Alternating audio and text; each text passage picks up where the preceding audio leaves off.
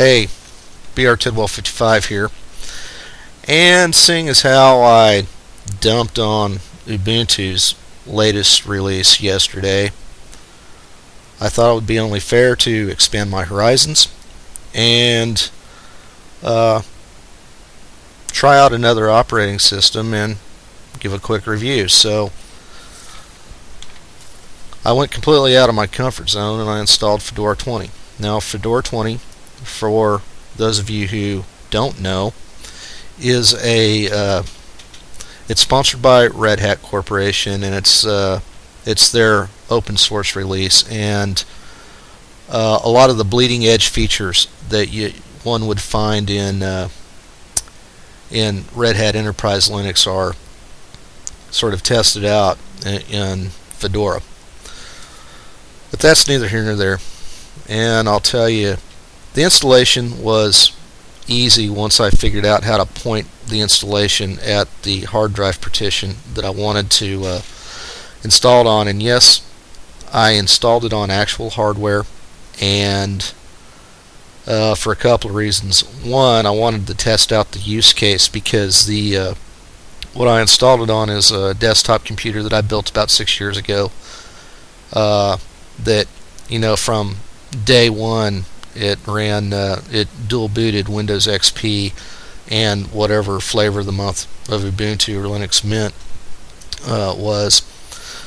So I figured this would be a good use case for if someone is looking to get away from Windows XP, which is no longer supported. See if maybe Fedora would be a viable alternative for them on that type of hardware. So it handled my hardware well, picked up the NVIDIA card, handled the dual screens, handled the wireless, so no issues with hardware installation. However, one problem I have had, and I don't know if it's the software or if it's the hardware I'm using. I first tried running this in a VirtualBox virtual environment to do the review, and it crashed when I tried to install the VirtualBox guest editions.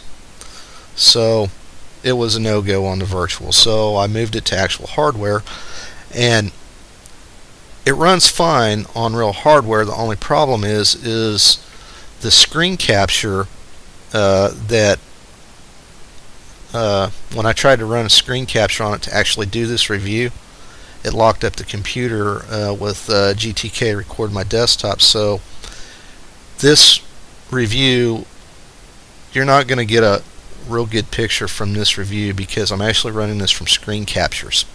So this first screen capture you're seeing here is the base desktop, and it's very clean. That's uncluttered. There's no icons. There's no shortcuts. There's no launchers on the desktop. What you'll find is a top panel with activities, date and time, and a system notification area, along with your shutdown log off options. If you click that activities button and you scroll down at the very bottom, you click that, and then now it's show all applications. And it doesn't come out of the box with a whole lot as far as applications go. You get a lot more selection of default software in an Ubuntu derivative or say Linux Mint. And also, I'm going to say it doesn't pass the YouTube test. And what I mean by that is, you install it, you go to YouTube, and you have to download and install the Flash plugin to play YouTube videos. So it doesn't come with all the codecs that you get with Linux Mint. And when I went to install the extra codecs, it locked up, and the installer crashed a couple of times. And then as I was playing around with it, as you saw, if you've seen the video that I uploaded just previous to this, it downloaded updates in the background, and it took about 4 times as long for the updates to install as installing the base operating system did. So, but as far as software installation goes, and that'll be the next picture here, this is, well, let me go back. If you click on this icon, software, it'll take you to this, and this is how you install software, I guess, from their software, from Red Hat Software Store. I'm not real sure what the source of this is, but this will give you a place to install extra software that you might need. A note on customization: if you're coming from Linux Mint, or you're coming from Ubuntu, or I should say, if you're coming from a Mate or a Mate desktop or a Cinnamon desktop, you're used to a lot of customization options. You're not going to find these in Fedora. These are the only 2 desktop backgrounds it comes with. Now, I know you can probably